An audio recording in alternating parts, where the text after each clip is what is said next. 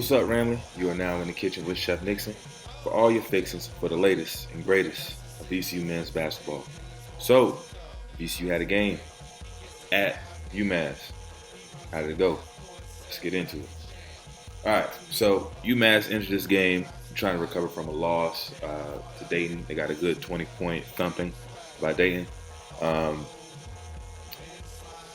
UMass is a team that can really score the ball, but they really struggle on the defensive end.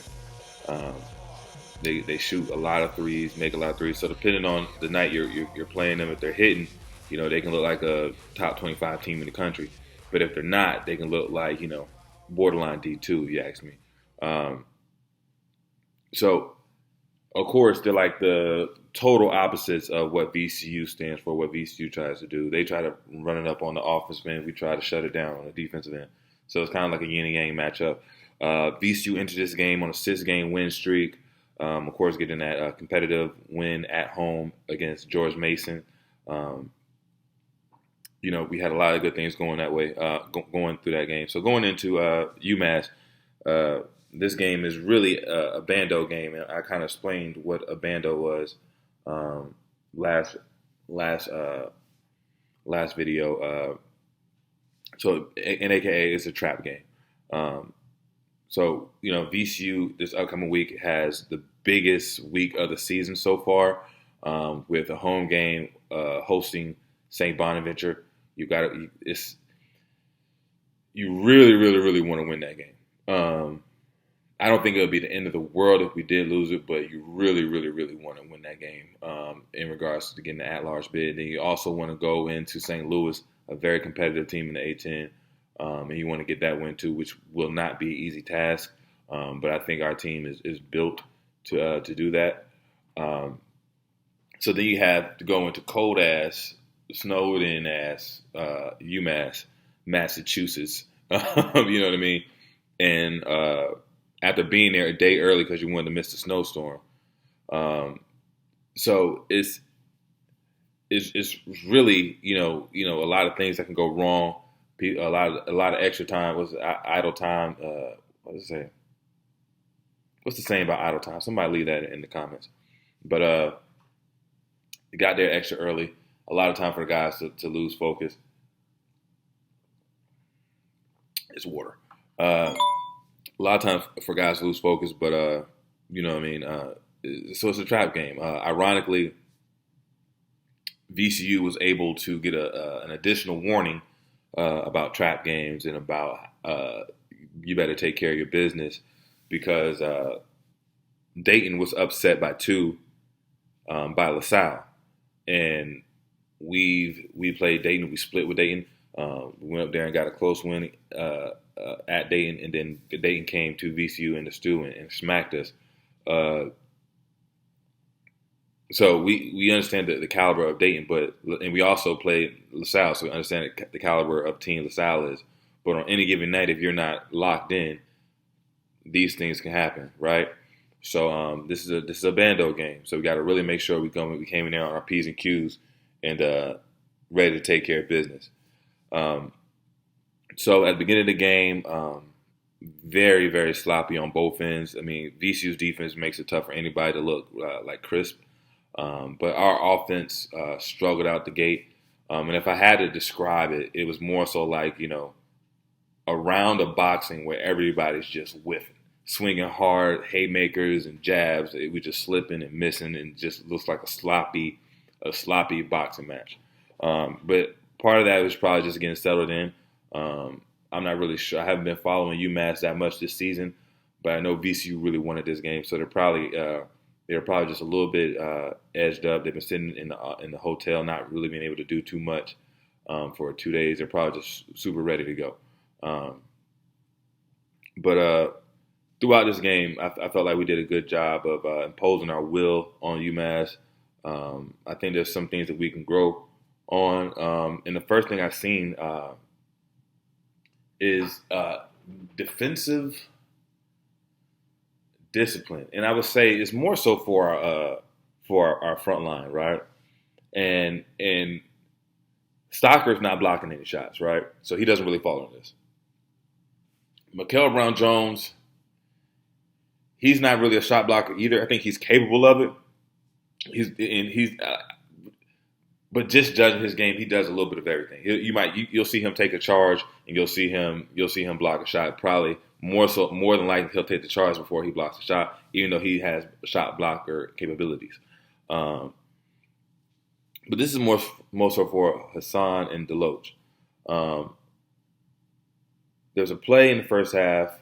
Nunn is guarding the ball. I think it's against Hernandez, their lead scorer, UMass's lead scorer, and he's driving the ball to his right.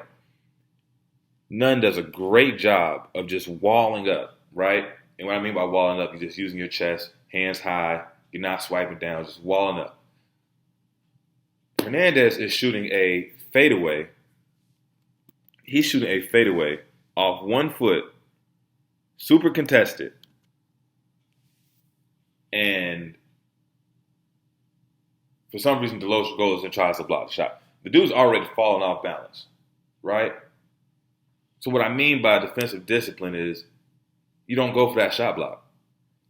Nunn has done the job as well as it needs to be done. If he hits that shot, that's just a tough shot. This is a tough shot. And we go on the other way. But instead, we go for a shot block when there's really no opportunity for us to do it, and we give up an offensive rebound. So those quick decisions, and it happens. It's something that they have to work on, but it's really a split-second decision whether to go for it or not go for it. And you got to make that judgment depending on how well the shot is being contested. Because if he doesn't jump, we box out, we get the rebound, and it's off to the races. And that happens, and it's been happening all season. But being that we kind of struggled in the first half with defensive rebounding, and I'll get into why I believe that later. But we got to start being a little bit wiser on when we're attempting to block shots. Sometimes it's best to just box your man out and get the rebound so we can go. And Stocker, let's get into Levi Stocker. I swear I have a Levi Stocker segment, and it's just lead in with him sitting at in the Bahamas in a hammock with a pina colada in his hand, just chilling with some sunglasses on, and then I can just go and dissect this game. But Levi Stocker, I believe, is a very talented individual. He can score the ball in the post better than any of our other post players. But since he got COVID, he's kind of been fighting the game. For instance, there's a play in the game where H dimes him out. Right, he's like doing a curl to the basket. H dimes him out. All he has to do is put his body into like one hard dribble into the defender, because the defender's already like on his hip, if not behind him a little bit. Put his body in, because he's not, Levi ain't jumping over nobody. So put his body into him and then extend for the finish. That's all he had to do. It's simple. It's real simple basketball. But he tries to take a dribble and spin back, which basically spins back into the defender, and then he tries to spin back and then take away the shot. So that's what I mean. Like, he's like fighting the offense. Like, he's too much in his head and trying to overthink the game instead of just playing the game. Levi, play the game, baby. You skilled, you're mature, you know what I'm saying? You got the footwork, you got the touch. Now you just got to get right here, dog. Just play your game. Play your game. It's simple. Make the game simple. You got a lot of good guard play that's going to help you and lead you into easy baskets, and then you're going to get the time to where you can just literally get your own offense and get into your footwork, put that big body on people and get to that left hand. You even showed it later in the game, but you just got to be more confident and just play the game. Stop overthinking it. But one thing I will say that Levi does, and it is key to our success moving forward, because I'm pretty sure A10 tournament we're going to play certain guys, and then we make to the postseason and the big dance. I have no doubt we'll be there. When we get to the big dance, we're gonna find post players that are girthy and heavy. You know what I mean? Levi does the best job, followed up by Mikael Brown-Jones. He does the best job of bodying up opposing big men. For instance, Aduro, when Levi guards Aduro struggles to just, body him. If he's going to get by Levi's going to have to go for a fake. But Levi shouldn't go for any fakes because Levi's not blocking any shots. He's not. So Levi just stay on his ground. Oh, you know what Levi kind of reminds me of? Levi reminds me of Drexel's big men from the CAA. If y'all remember, let's just take a trip down memory lane with me. Drexel's big men in the CAA, they had 3 guys, all of them wide body. All of them wide body. They had two that were like 6'9", and barrel chested and had a belly already. They looked like somebody's 40-year-old father.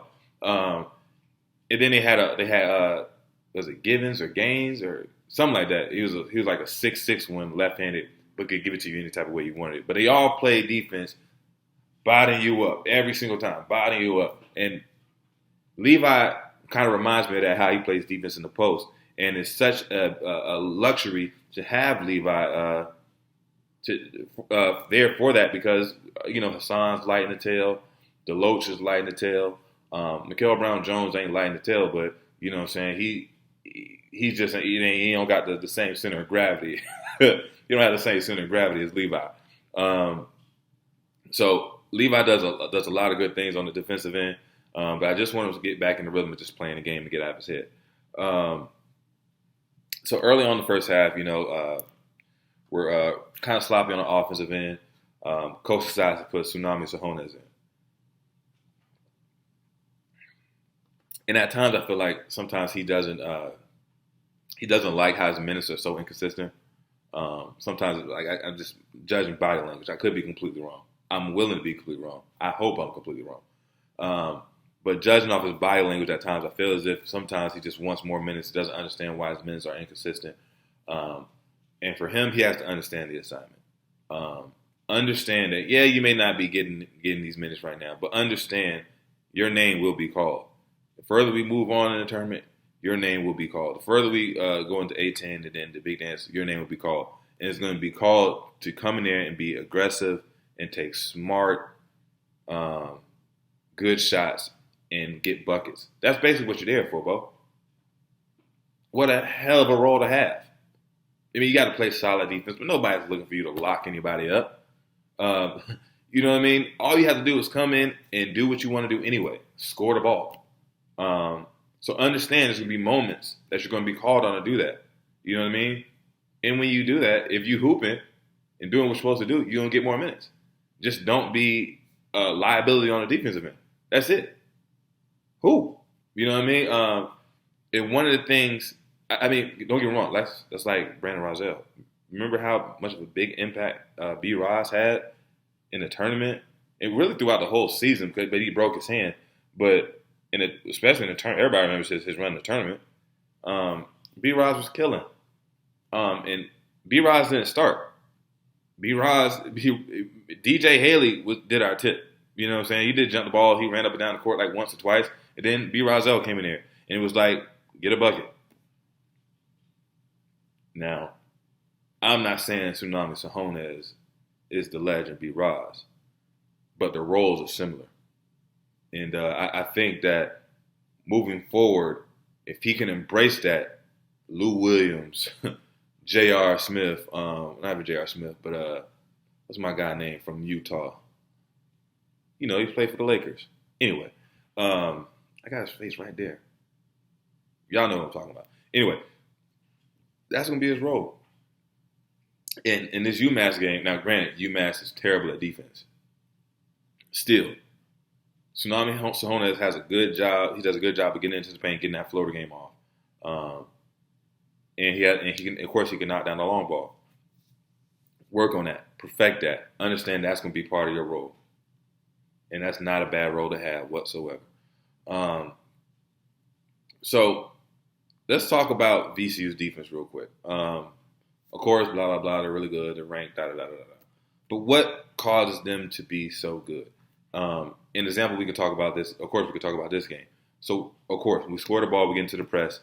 Not a lot of teams can handle that pressure. Not a lot of teams have guys that the coaches feel confident enough of splitting the ball duties when they're playing against us, because we have ball hawks, we have guys that jump the lane, and then we have a deep front court. So of course the press is going to be there. What's underrated about this team is the half court defense. The half court defense is just as good, if not better, than the press. Let's call a spade a spade. The half court defense has been terrorizing people. You got with a guy like Vince, right? Let's start with Vince. Vince is the type of guy that he's going to block shots. You've seen that. He's going to steal the ball, jump lanes. You've seen that. He's going to contest. He's going to guard your guards. He's going to guard the big man. He's going to give your big man something. Then your big man going to feel like he has to give it back, and then he's going to take a charge. There's so many things that Vince does. He's such a versatile player on the offense and the defensive end. And we're, like I said, how good is Vince really? We're going to talk about that somewhere down the road, not in this video. But you got Vince, and then you got Keyshawn Curry, who is he reminds me of myself on the defensive end, to the point where, now I don't know, y'all call it, but he reminds me of myself because I don't really see him gamble too much, but he's going to contest every single shot. You're not going to get by him. He's going to contest every single shot. I love it. You need players like that. Some players like Briante, some players like Ace, will get to him. They steal the ball, da-da-da-da. Keyshawn Curry is more so, I'm here and I'm here all night. What you going to do? Let's see what you got. Love it. Then we go to Ace. Ace is a ball hawk. He's been leading the team in steals since he came back. Has games of 5, 6 steals. You know what I'm saying? A dog. And all three of these guys are just like, yo, how do you defend that? Along with having a young guard like Nunn, who's just still gonna be a pesky. He's gonna be there with you. And then you got a deep front court with 4 different guys who all play defense differently. You know what I mean? Levi Stocker. We just talked about what he brings to the defensive table. Hassan Ward, he's trying to block everything in the world. Deloach is going to foul you. You ain't going to score on Deloach. He's going to foul the hell out you. Mikael Brown-Jones' physicality. All these different things. Physicality and athleticism. You know what I'm saying? So all these different things that the half court brings, it's terrorizing. You know what I'm saying? What we do on the defensive end, on the half court, we push the offense out. We start with the press, get across half court barely before 20 seconds. Now you're trying to run your offense, and we're so attached to our defenders that you're running your offense 3 to 4 feet from where you want to be. So a shot that will usually be a 5-footer is now like an 8-footer. An 8-footer is now like a 12-foot shot, because we're pushing the offense out, and it's harder for you to get clean looks. UMass is a great offensive team, but yet we took them out of that. They were like 2 for 17 at half for like 3-pointers. They lead to A-10. The number one 3-point shooter in the A-10 is on UMass. I don't think he had one yesterday, or excuse me, not yesterday, but I don't think he had one. Yesterday. I don't think he had one.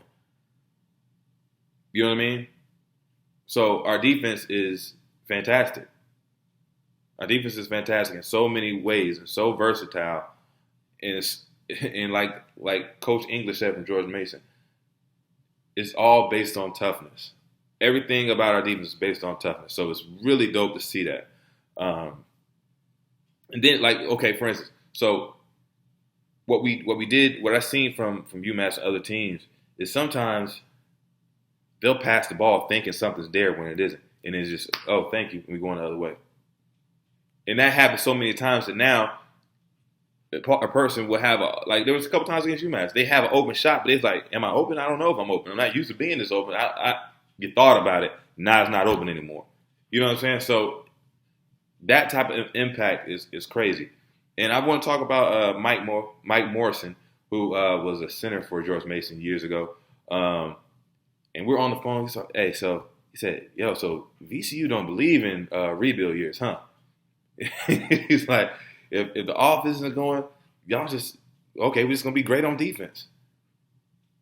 And I couldn't agree with him more. Shout out to the coaching staff for just making adjustments. I mean, we always were built on defense. We had a more impactful and efficient offense in previous years as well. But we haven't had a defense like this. Briante's team was pretty good on defense, but not like this. Briante covered up a lot. But this team right here, crazy. And we kind of struggled defensive rebounding the ball.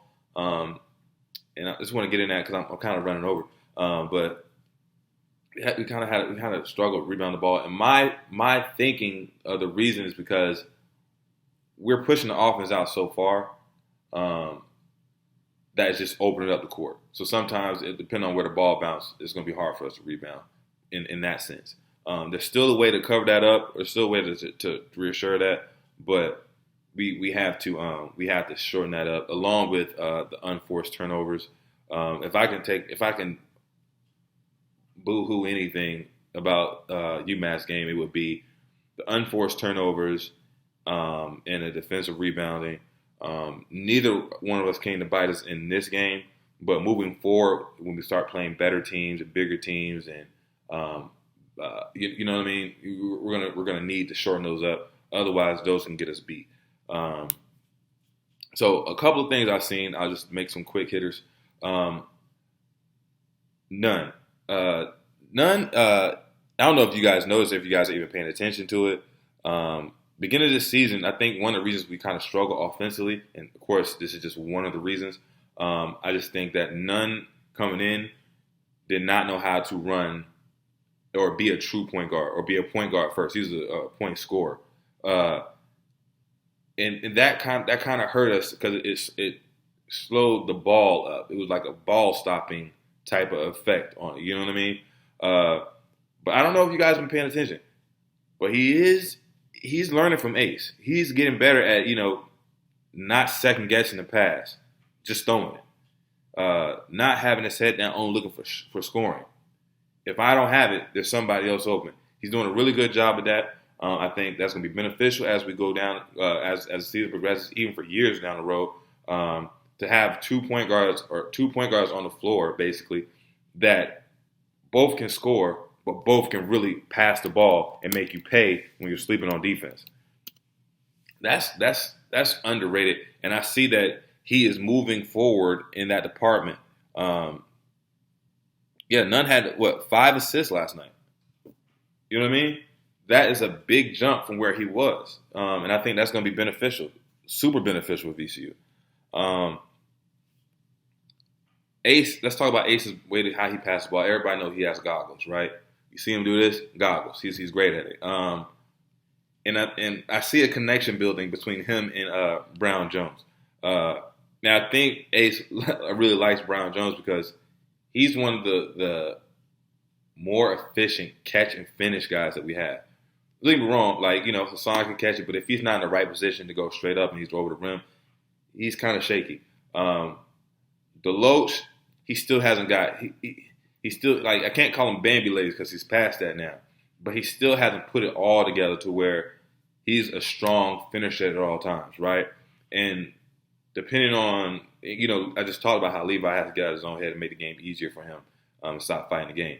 So as of right now, Mikael Brown-Jones from the front line is probably the best catch finisher that we have, and Ace appreciates that because he hates. I don't know if you know this, but he hates when he dimes you out and you trick off that money. So, and trick off that money means not completing the play. You can trick off the money. You can trick off the money by missing a dime, or trick off that money by losing the game you're supposed to win. So let's keep our money. Let's not trick it off. Another thing, our offensive ball movement has been continuously getting better and better and better and better ever since Ace came back. And what I compare that to is the Charlotte Hornets. The Charlotte Hornets has LaMelo Ball now, and if you can tell, once you get a player who is looking, guy always has his heads up, always trying to pass it up the court. How many times has Keyshawn Curry got a run out because Ace just has his head up and throws it up there? How many times has Mikael Brown-Jones or Hassan Ward or any of the front court got easy dimes by just doing what they're supposed to do, setting a good screen and rolling hard? You know what I mean? Ace is really, really, really good at finding guys when they're doing their job. So what does that do? It makes everybody get into that passing rhythm. helping each other out, making the game easy for one another. You know what I'm saying? So it's a beautiful thing to see. And as you can tell, the offense is going on an uptick. Keyshawn Curry is doing a great job cutting. Vince is doing a great job cutting to the basket. The announcer said it against UMass. I've been saying that he's been doing a good job cutting for a while now, but the announcer said it against UMass, and it just really highlighted it again. And how I think Keyshawn Curry is probably the best at it, but even Nick Kern got a backdoor dump down from Sahones for reverse layup and one. So it's really infectious. Ace's passing has really become infectious for the team, and it's helping the offense out. And granted, we don't have to have a A-plus offense because our defense is so stout. You know what I mean? But now that our offense is improving, you see these win streaks keep coming. You know what I'm saying? You can see we're beating teams a little bit. You know, we don't have as many close games as before. Now we have some people trying to come back into the game at the end, but we don't really have as many close games like we used to. You know what I'm saying? Because we're doing better on the offensive end. And if we shorten up our turnovers, I think we'll be doing a good job at rebounding the ball overall throughout this run. But if we take care of the ball more, child, please kiss the baby. We're gonna be in some good shape. Okay, two other things before we get into the stat leaders. Mikael Brown-Jones. I have to commend him on his physicality on just rebounding the ball. Whether he gets it or he does not get it, he's causing havoc in a sense. You know what I mean? Like how many there's times where he's fighting so hard that they just have to foul him. Goes to the free throw line, knocking his free throw down. Good job with that too. Just how many times it's like, oh, he's going for a rebound. How does somebody else get it? Because Mikael Brown-Jones was boxing this man out so damn good that he was completely out of the picture. You know what I mean? So I have to salute him on that. And if he continues to do that, he's going to get hella minutes. The guys, look, this is the tip of the iceberg for Mikael Brown-Jones. It's the tip of the iceberg. I'm trying to tell you. It's the tip of the iceberg. Now, Hassan, he got to really go and work on some things. You know what I'm saying? Like skill, like he's newer to the game. You know what I'm saying? He's newer to the game. He just started playing not too long ago. Mikael Brown-Jones ain't like that. He already has the skill set. It's just about perfecting it and rounding them out and becoming more comfortable using those in the game. I'm telling you, it's the tip of the iceberg for him. Him playing hard and physical, that's what he has to do right now, and he's doing a great job at it. But as we move forward, I'm trying to tell you, look out. Hassan, of course, he's still battling an injury, so, but even before this, he was still struggling with this. Sometimes Hassan doesn't know where he is on the court. He's not really aware where the defenders are. Sometimes he catches the ball and he's like, should I shoot this floater? I'm not sure. I'm going to shoot it. You know what I'm saying? That's how it looks at times when he's shooting the ball, right? But I think if he can just perfect that little 5 foot floater, that's easy. That's going to be easy points for him. Of course, he's still going to be able to run to the rim, run the floor like a gazelle, jump out of the gym. But get you a nice little 6 foot floater. Work with Tsunami Sahones. You got to use the players you have. Like, anybody remember Jay Gavin? Jay Gavin, his game, he's probably one of the more skilled players we ever had at VCU. And his work ethic was crazy. Jay Gavin got out like 10,000 shots in like a week or something. It was crazy. He really, really worked. And there was a time where I started working with Jay Gavin just on my ball handling. I probably should have did more with him. You know what I mean? Skeen's another guy who worked extremely hard. We would go out partying, and Skeen would be like, "Now I'm going to the gym." You know what I mean? So you gotta really work. You gotta really work with the guys that you have. Like, if like for instance, Ben Simmons is working with Kyle Korver, on shooting. It's easy. So for Hassan, you struggle with these little floaters. Who seems to be doing great with floaters? Tsunami. Link up with him after practice. 15 minutes, 15, 20 minutes after practice. Make it a consistent thing. Boom. Now when you catch the ball, not only are you more aware of where you are, you say, oh, shoot, floater, cash, floater, cash. These are the type of things you can help yourself, baby. So VCU, I went and talked about all these different things, but VCU was able to pull this game out. It really wasn't that competitive as it shouldn't have been. They pulled out a win 77-62. Let's go to the stat leaders. Stat leaders, Keyshawn Curry's been on a tear this whole month. He had 18 points, 4 rebounds, 3 assists. Aggressive Keyshawn Curry is a good Keyshawn Curry. Ace Baldwin had 6 points, but 9 assists, 4 rebounds. True floor general. Mike Rose ain't got nothing to worry about at the point guard position as long as Ace is healthy. For UMass, Michael Steedman had 11 points, 8 rebounds. Trent Buttrick had 12 points and 8 rebounds. We kind of really locked in on their guards. They weren't really able to get off the threes they wanted. Even some of the stuff they got, in the second half was just kind of like poo poo. So whatever. My low key player of the game is Tsunami Sahones. Came off the bench and gave us points when we needed it. 12 points, 2 assists. And if he can just find his footing like Mikael Brown-Jones is in their role as of right now, he's going to be used a lot more, and he's going to be impactful coming down the stretch. Okay, so moving forward, huge week, biggest week of the season, if you ask me, just because of how things unfolded. We got St. Bonnie's at home, then St. Louis on the road. You got to take it one game at a time, right?